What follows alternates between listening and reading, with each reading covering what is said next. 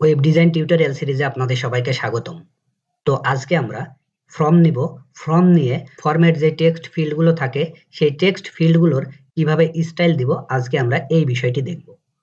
তো এটা করার জন্য আমাদের যেটি করতে হবে, প্রথমে আমাদের ফর্ম নিতে হবে। তো আমরা আগের পর্বে কোডগুলো লিখেছিলাম, সেই কোডগুলোকে কেটে দিলাম।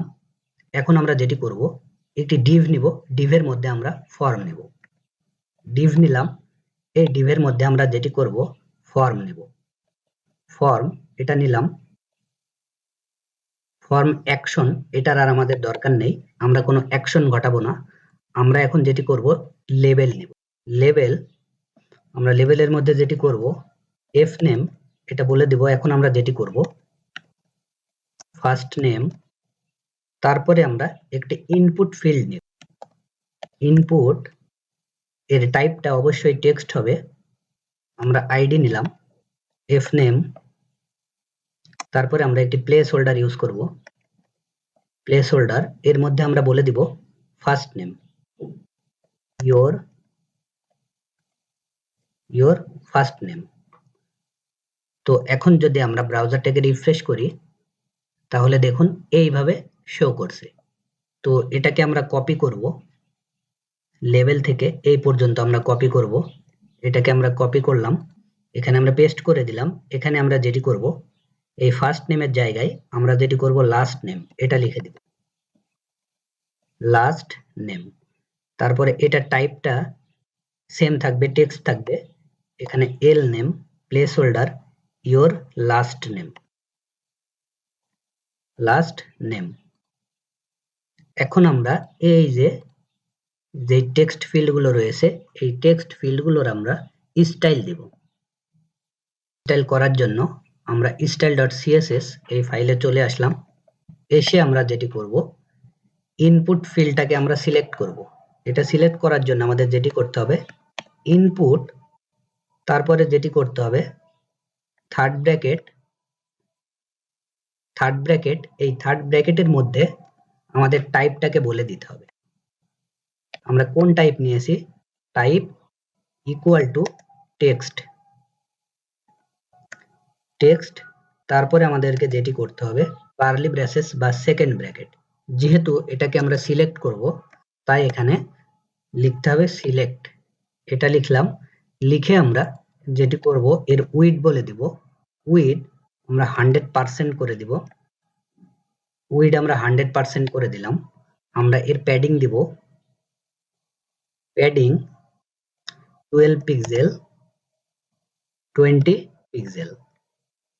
তারপরে আমরা যেটি করব মার্জিন বলে দিব, মার্জিন 8 পিক্সেল 0। তারপরে আমরা যেটি করব ডিসপ্লে ইনলাইন ব্লক করে দেব, তাহলেই আমাদের স্টাইলগুলো পাবে। ইনলাইন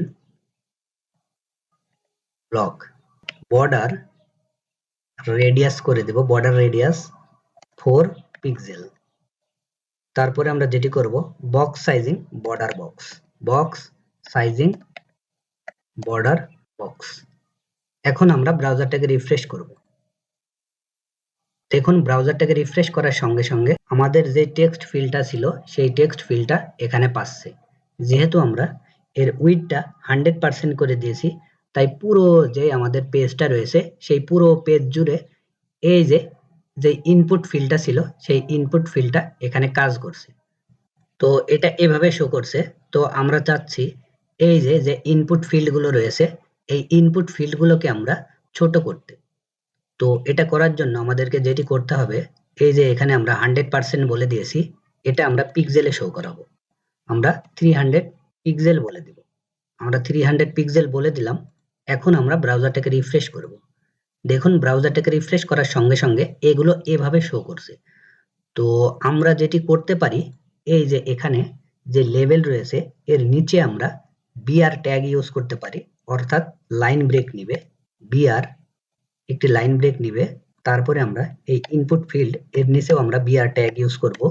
বিআর একটি লাইন ব্রেক নিবে। তাহলে দেখি কিভাবে শো করে। দেখুন এটা এভাবে শো করছে। এরপরে আমাদেরকে যেটি করতে হবে, এই যে এখানেও একটি বিআর ট্যাগ ইউজ করতে হবে, বিআর। তাহলে একটি লাইন ব্রেক নিবে এই লেবেলের নিচে। দেখুন সুন্দরভাবে এটা কাজ করছে।